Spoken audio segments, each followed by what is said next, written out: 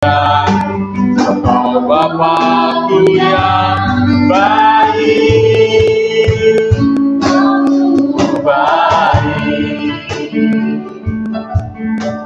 Ya Tuhan, inilah doa kami, di mana kami tahu bahwa Engkau sungguh begitu baik bagi kami. Engkau mengerti bahwa kami tidak dapat sendirian, ya Tuhan. Engkau selalu bersama-sama dengan kami, dan Engkau juga mengutus saudara-saudara seiman buat kami bersekutu bersama-sama memuliakan nama Tuhan. Ya Bapa, pada saat ini kami mau belajar mengenai koinonia, persekutuan. Bagaimana persekutuan yang sejati antara kami dengan Tuhan, dan juga persekutuan antara kami dengan saudara-saudara seiman kami, ya Bapa. Biarlah firman Tuhan pada hari ini dapat kami dengarkan dengan baik, dapat kami mengerti, dan juga dapat kami lakukan di dalam kehidupan kami sehari-hari. Terima kasih Tuhan Yesus, dalam nama-Mu ya Bapa kami mengucap syukur. Amin. Ya, silakan duduk Bapak Ibu. Ya Bapak Ibu yang terkasih dalam Tuhan, ya, tadi seperti yang saya katakan di dalam doa kita pada hari ini, pada sore hari ini lebih tepatnya, kita akan sama-sama belajar ya mengenai peran dari gereja. Ya, salah satu peran gereja yaitu adalah koinonia atau persekutuan. Mari sebelumnya Bapak Ibu kita baca di dalam kitab 1 Yohanes 1 ayat 5 sampai 7. 1 Yohanes pasal 1 ayat 5 sampai 7. Saya akan bacakan untuk Bapak Ibu semua. Dan inilah berita yang telah kami dengar dari Dia, dan yang kami sampaikan kepada kamu.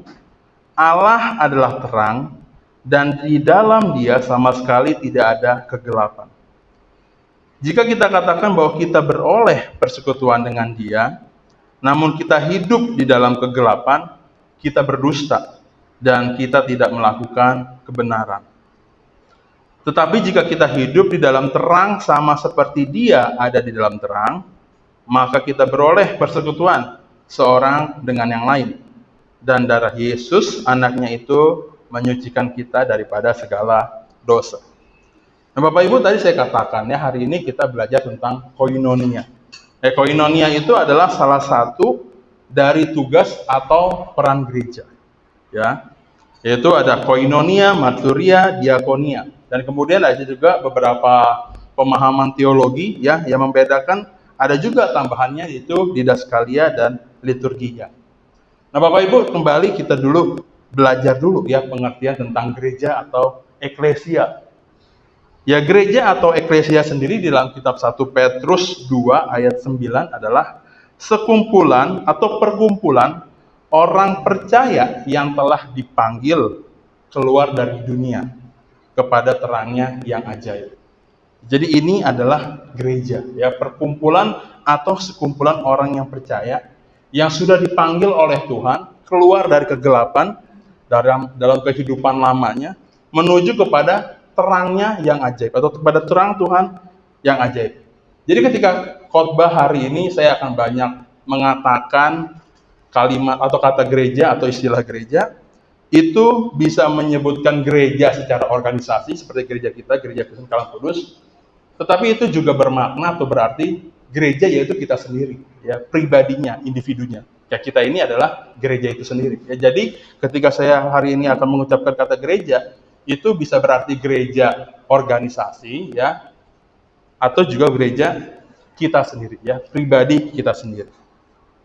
Nah, tadi saya katakan ya, ada beberapa peran-peran gereja. Tadi yang pertama adalah koinonia atau persekutuan. Lalu juga ada marturia atau kesaksian. Ada diakonia, pelayanan.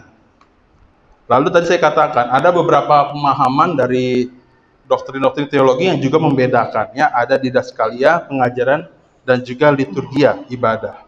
Nah, ini adalah peran-peran gereja atau aspek-aspek yang menggambarkan peran gereja sebagai komunitas yang hidup untuk memuliakan Allah, melayani sesama, dan menjadi saksi Kristus di dunia.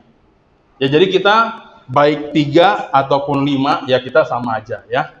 Ya, ada orang yang mengatakan pengajaran dan ibadah itu ya jadi satu dengan persekutuan. Ada juga yang membedakan. Ya, jawaban kita nggak masalah lah ya, mau 5, mau 3 itu. Yang penting kita tahu bahwa ini ya baik 3 atau 5 ini adalah peran gereja secara organisasi maupun peran gereja yaitu kita sendiri ya, kita harus bersekutu, kita harus bersaksi, kita harus pelayanan, kita harus mengajar ya ajaran yang benar, kita juga harus ibadah. Nah, ibadah sendiri ini unik Bapak Ibu ya. Seringkali ketika kita datang ke ibadah gitu ya, ke sebuah gereja atau ke gereja kita, biasanya kita ngelihat, wah kita di ibadah ini kita dilayani enggak ya? Biasanya gitu ya, punya pemikiran seperti itu. Ya kita ditegur nggak, kita disalamin nggak, ya. Nah biasanya kita punya pemikiran seperti itu. Ya mudah-mudahan nggak ada di tempat ini ya. Nah tetapi ya ibadah yang sejati itu adalah ibadah yang memuliakan nama Tuhan. Tadi beberapa kali disinggung sama Om Wisnu sebagai liturgis pada hari ini kita mau memuliakan nama Tuhan. Nah ini adalah peran kita. Jadi ibadah yang sejati adalah bukan kita yang dilayani, tetapi kita yang melayani. Kita mau memuliakan nama Tuhan. Nah untuk ibadah sendiri atau pengajaran sendiri mungkin kita bisa lanjutkan dalam khotbah-khotbah yang lain. Pada hari ini kita akan fokus di dalam pembahasan mengenai koinonia. Nah di dalam Kisah Para Rasul 2 ayat 42 sampai 47 Bapak Ibu, koinonia, marturia dan diakonia dan juga ada di Daskalia dan liturgia itu merupakan gaya hidup dari jemaat mula-mula ya, dari gereja pertama jemaat mula-mula di mana mereka saling berkumpul lalu bersekutu ya di dalam pengajaran para rasul ya. Jadi ada pengajarannya. Lalu mereka juga berbagi atau sharing satu sama lain ya. Lalu juga mereka bersaksi sebagai gaya hidup mereka. Nah, kesaksian-kesaksian ini walaupun mereka tidak mengajarkan secara langsung pengajaran rasul atau pengajaran Yesus kepada orang-orang non-Kristen pada saat itu, tetapi orang-orang non-Kristen melihat kesaksian hidup mereka. Sehingga pada akhirnya orang-orang yang tadinya nggak percaya, non-believer, begitu melihat jemaat dari gereja mula-mula ini, mereka merasa apa? Tergugah gitu ya, terpancing sampai pada akhirnya mereka ikut menjadi bagian dari orang-orang yang berada di dalam jemaat gereja mula-mula atau mereka menjadi orang Kristen pada saat itu. Nah ini seharusnya ya menjadi role model dari gereja, baik gereja dahulu maupun gereja sekarang ya di masa kini atau gereja-gereja modern, di mana kita juga harus sering berkumpul dan bertekun di dalam pengajaran, berbagi makanan. Ya ini kita udah sering lakukan setiap minggu ya, berbagi makanan dan lalu juga bersaksi marturia di dalam kehidupan kita. Agar apa tadi seperti orang-orang yang ada di gereja jemaat mula-mula, walaupun kita belum bisa istilahnya apa ya, mengajar atau ngomong atau menceritakan kasih Tuhan kepada orang-orang non-Kristen, tetapi dalam kehidupan kita bisa menjadi kesaksian buat mereka bahwa inilah orang Kristen yang sejati, sehingga pada akhirnya mereka bisa menjadi bagian dari kita. Nah sayangnya Bapak Ibu, fungsi gereja yang dulunya seperti itu ya, tempat berkumpul, tempat belajar, tempat berdoa, sekarang itu berubah ya. Banyak sekali gereja-gereja ya, khususnya gereja-gereja modern yang lupa akan pentingnya peran gereja yang tadi saya katakan tadi ya, koinonia sampai dengan liturgia tadi.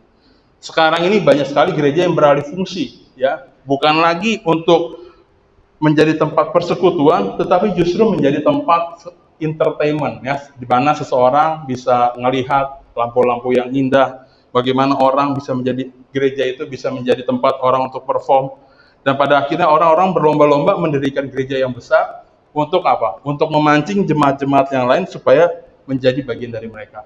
Ya sehingga pada akhirnya pengajaran itu tidak terjadi. Ya seharusnya kita mengajar orang-orang yang non-Kristen, yang terjadi apa sekarang? Rebut-rebutan jemaat. Ya.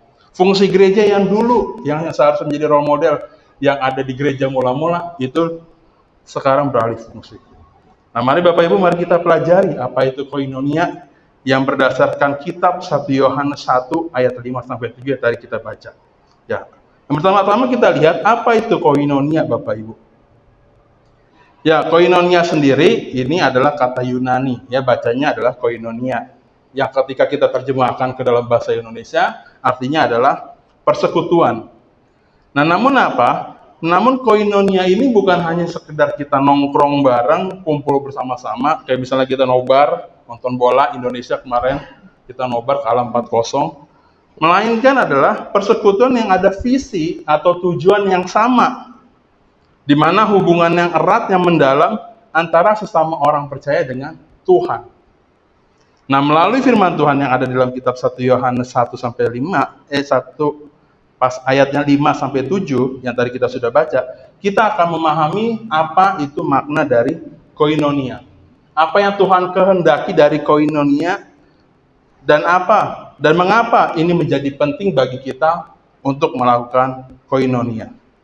Nah, sebelumnya sebagai latar belakang Bapak Ibu, ketika Rasul Yohanes, ya, Yohanes ini adalah murid Yesus, dia menuliskan surat ini kepada jemaatnya, ini tidak didasari atau tidak ditujukan surat ini kepada orang-orang yang belum percaya kepada Tuhan. Tetapi justru surat ini ditulis kepada jemaat-jemaat yang sudah mendengar firman Tuhan. Tetapi ya sayangnya, orang-orang ini hanya mendengar firman Tuhan saja. Bahkan mungkin ada di antara mereka yang udah paham dan jago firman Tuhan, tetapi mereka tidak melakukan firman Tuhan. Nah, jadi tujuan Rasul Paulus menulis surat 1 Yohanes ini Bapak Ibu, itu untuk mengingatkan orang-orang yang sudah mendengar firman Tuhan atau orang-orang Kristen yang sudah mendengar firman Tuhan untuk melakukan firman Tuhan itu, untuk menghidupi firman Tuhan itu. Dan agar orang-orang yang belum percaya tadi melihat kesaksian hidup mereka dan menjadi tahu siapa itu Tuhan Yesus. Ya, ini adalah latar belakangnya Bapak Ibu. Nah, mari kita lihat ayat yang pertama tadi ya, ayat yang kelima. Saya akan bacakan lagi Bapak Ibu ya. Yohanes 1 ayat yang kelima ya. Dan inilah berita yang telah kami dengar dari Dia dan yang kami sampaikan kepada kamu. Allah adalah terang dan di dalam Dia sama sekali tidak ada kegelapan. Ya, kita perhatikan, boleh ditampilkan nggak ayatnya? Ya, ini ya. Ya, Bapak Ibu perhatikan ayat yang merah itu ya, yang tulisan merah. Ayat ini dimulai dengan kalimat apa Bapak Ibu? Apa yang telah kami dengar dari Dia. Dianya ini adalah Tuhan, ya, Tuhan Yesus. Ya. Nah, uniknya adalah mengapa Yohanes menggunakan kalimat ini ya. Menggunakan kalimat berita yang telah kami dengar dari Dia. Ya, dari Tuhan Yesus maksudnya. Kenapa enggak ya Rasul Paulus itu langsung aja to the point ya, menjelaskan bahwa Allah itu adalah terang ya. Dia langsung menjelaskan, tetapi dia menggunakan kalimat ini, berita yang telah kami dengar dari Dia. Nah, ini maksudnya adalah dia mau menjelaskan ya, memang Allah itu adalah terang. Nah, tetapi pengajaran yang akan dia bawa atau pengajaran yang akan dia sampaikan ini bukan apa kata orang Bapak Ibu, tetapi dia sendiri adalah saksinya, dia mendengar langsung dari Yesus Kristus, ya, yang menjadi sumber dari pengajaran itu. Ya, jadi dia mau menjelaskan kepada jemaatnya, ya saya ini adalah saksinya sendiri. Makanya dikatakan berita yang telah kami atau saya dengar dari Dia, dari sumbernya langsung, yaitu Tuhan Yesus. Ya, maksud dari Rasul Paulus yang mengatakan ini adalah bukannya dia mau sombong, ya saya orang ring satunya Tuhan Yesus, enggak. Tetapi ini adalah untuk melawan ajaran-ajaran palsu ya, yang pada saat itu sudah ada di lingkungan dari murid-murid yang lain atau jemaat mula-mula pada saat itu. Jadi kalau sekarang kita tahu ada ajaran-ajaran sesat, ajaran-ajaran palsu, di zaman gereja mula-mula pun itu sudah ada ajaran-ajaran palsu pada saat itu. Bahkan bertahan dan berkembang sampai saat ini. Ya, misalnya adalah ajaran gnostik atau ajaran deketeisme. Ya, ajaran yang menolak bahwa Tuhan Yesus itu adalah Allah. Ya, bisa saja Tuhan Yesus itu hanya nabi atau Tuhan Yesus itu hanyalah manusia biasa. Ya, ajaran-ajaran yang menolak bahwa Tuhan Yesus itu adalah Tuhan. Yaitu kita tahu ajaran itu bahkan berkembang sampai saat ini ya. Nah, inilah maksudnya bahwa Rasul Paulus itu bukan mau menyombongkan dirinya, tetapi dia mau menyaksikan kepada jemaat-jemaat yang lain bahwa saya mendengar langsung dari Tuhan Yesus ajaran ini. Nah, selanjutnya Bapak Ibu, dikatakan oleh Rasul Paulus bahwa Allah adalah terang ya. Mengapa Yohanes atau Rasul Yohanes menggunakan kata terang ini untuk Allah dan juga tentunya untuk Tuhan Yesus? Ya, karena memang terang ini menggambarkan sifat Allah. Ya, terang memang bukan Allah ya, terang memang bukan Allah, tetapi terang itu adalah sifat dari Allah Bapak Ibu. Dan penggambaran kata terang yang digunakan oleh Rasul Paulus untuk menggambarkan Allah atau Tuhan Yesus itu dapat dengan mudah dicerna atau dipahami oleh jemaat pada saat itu. Ya, terang itu kenapa? Kenapa digambarkan sebagai terang? Karena terang itu dibutuhkan di dalam kegelapan. Ya, tadi saya katakan bahwa kita ini adalah orang Kristen, sebelumnya kita berada di dalam kegelapan yang dipanggil keluar untuk menuju kepada terang. Ya, ketika misalnya saat ini kita ibadah juga ya, kita membutuhkan terang. Ya, waktu misalnya mati lampu ya tentu gelap. Nah, karena itu orang berdosa itu tentu membutuhkan terang, yaitu adalah Yesus atau Tuhan. Nah, terang itu juga memberikan kehidupan. Ya, matahari terang ya memberikan kehidupan untuk kita. Kalau nggak ada matahari, tentu demikian cepat bumi ini akan punah. Ya, tumbuhan tidak bisa berfotosintesis, tidak dapat menghasilkan oksigen, dan makhluk hidup lainnya seperti kita dan juga hewan-hewan tentu akan mati. Ya, terang itu menghangatkan, sekaligus juga menghanguskan hal-hal yang buruk. Ya, biasanya kita sampah kita bakar kan menggunakan terang. Ya, tentu saja terang itu juga bersifat mulia, Bapak Ibu. Jadi melalui metafora kata terang ini atau penggambaran kata terang ini, Bapak Ibu, Yohanes ingin agar jemaat pada saat itu dapat menangkap gambaran tentang Allah. Allah itu kan nggak bisa digambarkan pada saat itu ya. Nah, tetapi melalui kata terang ini mereka ngerti, oh Allah itu seperti terang, ya dibutuhkan waktu gelap, dibutuhkan untuk kehidupan, dibutuhkan untuk kehangatan, dan juga dibutuhkan untuk hal-hal yang lain, Bapak Ibu. Nah, jadi dalam 1 Yohanes 1 ayat yang kelima ini, Bapak Ibu, Rasul Yohanes menjelaskan ya sekali lagi bahwa Allah adalah terang, dan di dalamnya sebagai Dia adalah sumber terang itu tentu tidak ada kegelapan. Dan kita gereja ini, Bapak Ibu, yang tadi saya katakan, kita ini adalah orang-orang yang dipanggil keluar dari kegelapan untuk menuju kepada terang. Nah, melalui ayat yang ke-6 kita bisa mengetahui koinonia yang memang Tuhan inginkan. Mari kita lihat ayat yang ke-6 ya. Ayat yang ke-6 dikatakan, jika kita katakan bahwa kita beroleh persekutuan dengan Dia, namun kita hidup di dalam kegelapan, kita berdusta dan kita tidak melakukan kebenaran. Nah, maksud dari ayat ini Bapak Ibu bermakna bahwa seseorang tidak dapat bersekutu dengan Allah jika dia masih hidup di dalam kegelapan. Ya, hidup di dalam kegelapan ini pasti diartikan adalah hidup di dalam dosa, ya, hidup di dalam kesenangan, hidup di dalam tindakan-tindakan amoral gitu ya. Orang yang hidup di dalam kegelapan pasti tidak bisa pasti tidak bisa bersama-sama dengan Allah, dan sudah pasti tidak dilahirkan oleh Allah. Nah, melalui ayat ke-6 ini kita juga bisa belajar Bapak Ibu, persekutuan atau koinonia yang memang Tuhan inginkan kepada kita. Yaitu yang pertama adalah koinonia atau persekutuan dengan Allah, Bapak Ibu. Ya, ada persekutuan antara Allah dengan orang percaya, namun tentu saja persekutuan itu harus seimbang, ya, harus ada kesamaan. Tadi kita belajar bahwa Allah itu adalah terang. Nah, supaya kita bisa bersekutu dengan Tuhan, ya, supaya kita bisa melakukan koinonia dengan Tuhan, tentu kita juga harus menjadi terang, ya, kita juga harus hidup di dalam terang. Ya, terang dan gelap nggak bisa bersatu. Ya, ada ayatnya tuh ya, terang dan gelap nggak bisa bersatu. Ya, untuk teman-teman pemuda yang lagi cari jodoh, termasuk saya, harus cari yang sama-sama terang, bukan terang kulitnya, tapi terang hatinya. Ya, ya, minyak dan air juga nggak bisa bersatu kan, seperti itu ya, ilustrasi demikian ya. Sehingga pasti ya Tuhan yang adalah terang, kalau kita masih hidup dalam kegelapan, kita sudah pasti tidak bisa bersekutu dengan Tuhan. Jadi ketika kita ya mengatakan bahwa kita ini anak Tuhan, ya kita ini adalah anaknya terang, tapi kita masih hidup di dalam kegelapan, Rasul Yohanes di ayat yang ke-6 ini mengatakan itu adalah dusta dan kita tidak melakukan kebenaran. Ya, jadi ya bisa aja di mulut kita mengatakan demikian, tapi sesungguhnya kita pada saat itu sedang membohongi diri kita sendiri dan kita sedang berdusta. Jika Allah yang kita kenal adalah Allah yang suci, Allah yang penuh kasih, Allah yang taat, ya, tentu kita sebagai anak-anak terang juga harus hidup di dalam kasih, hidup di dalam ketaatan akan firman Tuhan, dan juga hidup suci. Ya, jadi di bagian ke-6 ini Bapak Ibu, di ayat yang ke-6 ini adalah bagian dari kehidupan iman kita sebagai orang percaya, di mana memang seringkali kita jatuh dalam dosa. Ya, setiap minggu ketika kita mau melakukan ibadah, pasti kita ada doa syafaat kan, doa pengampunan ya. Memang setiap minggu pasti atau setiap hari mungkin kita melakukan kesalahan, tetapi sebagai anak-anak Tuhan kita diharuskan untuk mengakui dosa kita dan bertobat, sehingga kita kembali bisa bersama-sama dengan Tuhan.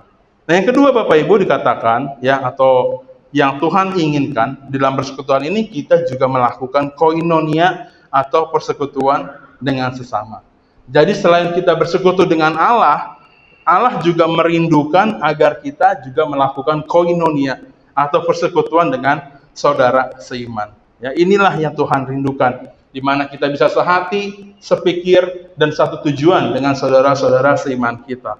Ya, tentunya persekutuan yang indah tidak dapat terjadi jika di dalamnya atau di dalam anggotanya itu ada yang masih egois, ada yang masih mementingkan diri, ada yang masih sombong dan lain sebagainya. Ya, tentu persekutuan yang indah itu adalah persekutuan yang saling mendukung, saling asah, asih dan asuh. Ya, besi menajamkan besi, kan ada ayatnya seperti itu ya. Nah, masing-masing di antara kita tentu kalau kita mau melakukan persekutuan dengan saudara-saudara seiman kita, ya tentu kita harus merendahkan diri, dan tentu saja kita harus sama-sama membangun di dalam tubuh Kristus. Ya, jadi koinonia dengan sesama ini Bapak Ibu bukan sekedar berinteraksi atau berbagi kebutuhan materi saja, tetapi juga berbagi hidup di dalam kasih, yang menanggung beban satu sama lain, dan tentu saja saling menegur di dalam kebenaran. Nah, kemudian Bapak Ibu, apa yang Tuhan kehendaki melalui koinonia ini sehingga kita harus melakukan koinonia? Nah, melalui ayat yang ketujuh kita bisa melihat Bapak Ibu, apa yang Tuhan kehendaki melalui koinonia atau persekutuan. Ya, kembali kita akan baca ya. Ayat yang ketujuh, tetapi jika kita hidup di dalam terang, sama seperti Dia ada di dalam terang, maka kita beroleh persekutuan seorang dengan yang lain. Dan darah Yesus anaknya itu menyucikan kita daripada segala dosa. Nah, melalui ayat ini Bapak Ibu kita bisa melihat beberapa hal ya yang ada di ayat yang ketujuh ini. Yang pertama-tama tadi dikatakan bahwa kebenaran Allah itu disajikan atau digambarkan sebagai terang, dan tentu saja ajaran-ajaran palsu sebagai kegelapan. Nah, mereka atau kita yang berpegang pada kebenaran, pada terang itu tentu akan diselamatkan dari dosa ya. Dan orang-orang yang mengaku tidak berdosa sama sekali, justru pada saat itu sedang menipu dirinya dan juga sedang berdusta di hadapan Tuhan. Nah, tentu saja berarti selanjutnya hidup di dalam terang berarti kita bersekutu satu dengan yang lain, Bapak Ibu. Jadi apa yang bisa kita ambil, ya apa yang Tuhan kehendaki melalui koinonia ini adalah bahwa Allah menginginkan agar persekutuan kita itu bukan hanya menjadi sebuah rutinitas atau kegiatan yang formal, ya yang terjadwal saja, tetapi yang terpenting adalah sebuah hubungan yang hidup yang memuliakan nama Tuhan. Nah, Bapak Ibu yang terkasih dalam Tuhan, ya kemarin YCS ulang tahun, ya kebetulan waktu ulang tahun YCS, saya juga berkhotbah tentang komunitas. Ya saya katakan kepada teman-teman, kalau teman-teman mau komunitas kita YCS ini menjadi komunitas yang maju, ya yang sehat, tentu kita juga sebagai individu juga harus maju. Ya sama seperti Bapak Ibu di jemaat, ya di gereja ini. Ya kita saat ini kita bersyukur gereja kita lagi renovasi. Ya ada sebuah pertumbuhan lah, ada kemajuan, kita bisa renovasi. Tetapi apakah itu cukup? Atau kita punya keinginan bahwa suatu saat gereja kita mungkin bisa beli ruko di sebelah kanannya atau kirinya? Ya tentu kalau boleh kita punya keinginan seperti itu kan. Ya tentu kita pengen gereja kita menjadi gereja yang maju. Tetapi gereja yang maju juga harus didukung dengan jemaatnya yang maju, Bapak Ibu. Kalau jemaatnya nggak maju, bagaimana mungkin kita bisa berharap gereja kita menjadi gereja yang maju? Kemarin saya katakan itu ke teman-teman di ECS ya. Saya katakan kalau teman-teman masih belum bisa maju, ya belum bisa mendukung satu sama yang lain, ya teman-teman jangan berharap komunitas kita bisa maju, termasuk gereja kita. Kalau individu kita secara pribadi, secara spiritual, rohani, dan juga ekonomi belum bisa bertumbuh, jangan berharap gereja kita bisa bertumbuh, Bapak Ibu. Kecuali kita dapat jackpot, ya, misalnya kedatangan jemaat konglomerat gitu ya, yang punya Jarum atau BCA, ya kita mungkin bisa langsung bertumbuh gitu ya, langsung beli ruko gitu. Tetapi itu kan, ya belum tentu terjadi di gereja kita kan. Yang normalnya adalah ya kita berharap jemaat kita bertumbuh, sama-sama kita bertumbuh. Nah kemarin saya katakan kepada mereka, kepada teman-teman YCS, ya kalau kita mau maju teman-teman, ya kita nggak bisa berharap kita maju dulu baru kita bantu orang lain. Enggak, itu salah. Yang harusnya adalah kita sama-sama maju. Ya, jadi walaupun saya belum maju, kamu belum maju, yuk mari sama-sama kita maju. Misalnya apa? Saya katakan kemarin ke teman-teman YCS, misalnya nih, ya Kan ada nih teman-teman kita diantaranya yang mungkin belum bekerja. Ya mungkin kita bisa bantu cariin loker, kasih info, atau teman-teman kita yang kayak Jason Cornell yang masih sekolah, lagi cari masa depan, kita bisa bantu ngarahin mereka. Jadi walaupun kita secara pribadi belum jadi, ya belum jadi gitu, tapi kita juga bisa sama-sama menjadikan mereka, memuridkan mereka. Ya tentu saya berharap juga secara struktur organisasi di gereja kita ini, ya Bapak Ibu juga bisa saling bertumbuh, ya saling mendukung satu sama lain. Ya kemarin saya katakan sama teman-teman, ya Bapak Ibu mungkin ada yang tahu Johan Cruyff, mungkin Om Yasid tahu Johan Cruyff ya, seorang pesepak bola legendaris dari Belanda. Nah, Johan Cruyff ini waktu jadi pelatih itu dia punya taktik yang unik, namanya total football. Ya, total football itu adalah, ya Bapak Ibu tahu kan pemain sepak bola ada 11, satu kiper dan 10 pemain lapangan ya. Biasanya kan kita tahu ya pemain lapangan itu ada back, tugasnya bertahan, ada gelandang, tugasnya ngalirin bola, penyerang, tugasnya cetak gol kan. Kita tahunya begitu kan. Nah, di taktik total football ini, tugas pertahanan itu bukan hanya tugas back saja. Tugas mencetak gol itu bukan hanya tugas penyerang saja, tetapi semua orang, ya pemain itu 10-10-nya, waktu mereka diserang 10-10-nya itu mundur semua, ya bertahan semua, baik back, baik gelandang maupun striker itu mundur semua. Nah waktu mereka dapat bola, mereka nyerang sama-sama, 10 pemain nyerang semua, itu namanya total football. Nah jadi nggak ada pemain yang merasa itu bukan tanggung jawabnya dia, tidak ada pemain yang merasa tertinggal sama teman-temannya. Mereka punya satu tujuan, satu visi yang sama, yaitu untuk cari kemenangan. Nah, saya katakan sama mereka kemarin, Bapak Ibu, ke YCS, teman-teman YCS, kalau kita mau maju sama-sama, ya kita seperti total football ini, ya kita punya satu tujuan yang sama, kita mau cari kemenangan. Makanya kita harus maju sama-sama. Seperti saat ini di gereja kita harus maju sama-sama supaya gereja kita menjadi gereja yang maju. Kita punya tujuan yang sama. Ya, yang pertama tentu untuk memuliakan nama Tuhan. Yang selanjutnya adalah tujuan kita tentu untuk memajukan gereja kita. Ya sekali lagi, gereja kita bisa bertumbuh kalau individunya, jemaat-jemaatnya juga bertumbuh. Ya bertumbuhan secara ekonomi dan juga tentunya secara spiritual atau rohani. Nah, sebagai penutup Bapak Ibu, mengapa kita harus melakukan koinonia? Ya karena yang pertama, koinonia tentu saja menghasilkan kesaksian, seperti tadi yang saya katakan ya. Ketika kita bersekutu dengan baik kepada Tuhan dan kita juga bersekutu dengan baik kepada saudara-saudara seiman kita, maka orang-orang di luar gereja kita, ya baik orang Kristen yang mungkin belum terjemaati atau dilayani dengan baik oleh gereja yang lain, ataupun mungkin juga ada orang-orang non-Kristen lainnya di sana, ketika mereka melihat kesaksian hidup kita di dalam persekutuan kita, tentu mereka akan mereka akan tertarik menjadi bagian dari kita. Ya di dalam kitab Yohanes pasal 13 ayat 35 dikatakannya, dari hal ini semua orang akan tahu bahwa kamu adalah murid-muridku, yaitu jikalau kamu saling mengasihi. Ya Tuhan menginginkan kita di dalam persekutuan kita saling mengasihi satu dengan yang lainnya. Ini adalah kesaksian dari hidup kita. Yang kedua, mengapa kita harus melakukan koinonia? Tentu saja adalah agar hidup kita dijauhkan atau kita menghindari hidup kita untuk jatuh di dalam kegelapan. Ya, Rasul Yohanes menjelaskan bahwa berjalan dalam terang berarti tadi apa? Kita tidak hidup lagi di dalam kegelapan.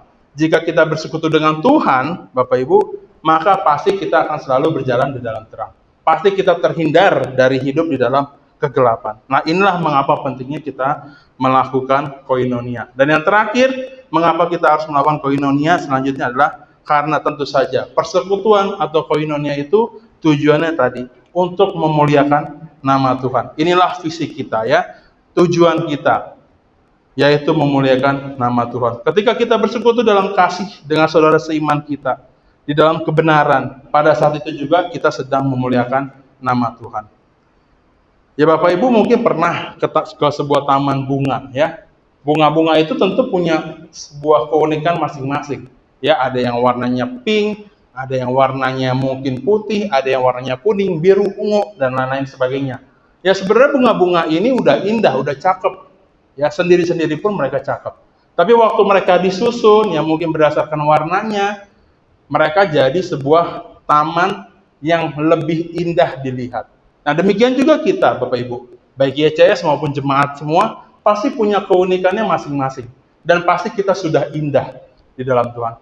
Tapi ketika kita bersekutu di dalam sebuah koinonia atau persekutuan yang sejati, tentu kita akan mengalami lagi sebuah pemandangan yang lebih indah. Jadi Bapak Ibu, saudara-saudari terkasih dalam Tuhan, koinonia ini bukanlah sebuah pilihan hidup kita, bukan sebuah opsional di dalam kehidupan kita. Tetapi koinonia ini sebagai orang Kristen, persekutuan ini adalah sebuah keharusan yang memang harus kita jalani. Ya, persekutuan yang Tuhan inginkan yang terjadi di dalam hidup kita. Ini adalah panggilan kita. Ingat, kita sudah dipanggil keluar dari Tuhan, dari kegelapan, menuju kepada terangnya yang sejati, Bapak Ibu. Jadi Bapak Ibu yang terkasih dalam Tuhan, mulai hari ini ya kita bisa bergabung bersama-sama di dalam persekutuan kita. Baik di hari Minggu, di kebaktian umum, maupun juga di dalam komsel-komsel kita yang lain. Ya, ada KW, ada kaum bapak, ada YCS, ada juga komsel PD di hari Rabu. Mari sama-sama kita bersaksi dan bergabung bersama-sama di dalam persekutuan yang indah. Mari kita berdoa. Tuhan Yesus Kristus yang terkasih, terima kasih Tuhan atas firman Tuhan yang kembali mengingatkan kami kembali pentingnya kami melakukan koinonia atau persekutuan yang sejati dengan saudara seiman kami dan juga tentu saja persekutuan yang sejati dengan Tuhan. Mungkin seringkali kami abai, kami lupa karena kesibukan kami, hingga kami tidak bisa menyempatkan waktu kami untuk bersama-sama bersekutu di dalam persekutuan yang memang Tuhan sudah berikan kepada kami. Waktu yang sebenarnya berharga, tetapi kami sia-siakan begitu saja di dalam kehidupan kami ya Bapa. Biarlah Tuhan melalui firman Tuhan pada hari ini kembali kami diingatkan pentingnya dan mengapa kami harus bersekutu dengan Tuhan, mengambil waktu sejenak, dan juga tentu saja bersekutu dengan saudara-saudara seiman kami, baik yang ada di gereja maupun di dalam komsel-komsel kami ya Bapa. Biarlah Tuhan, firman Tuhan pada hari ini dapat kami lakukan di dalam kehidupan kami. Terima kasih Tuhan Yesus Kristus, dalam nama-Mu Tuhan kami berdoa dan mengucap syukur. Amin. Amin.